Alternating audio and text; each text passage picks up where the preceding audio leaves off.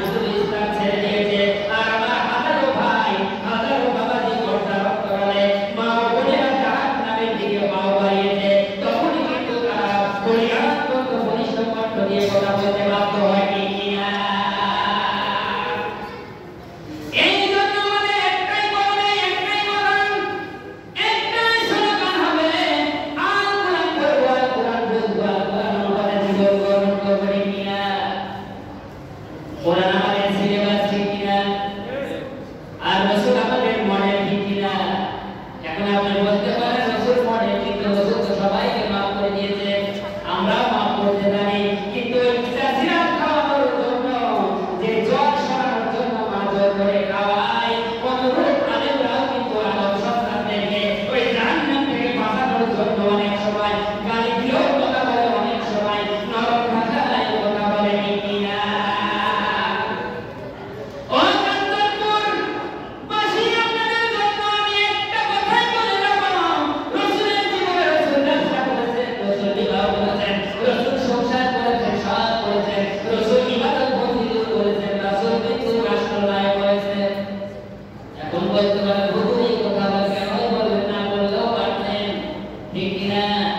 আমি কি কয়েকটা কথা বলবো না ছেড়ে দেব?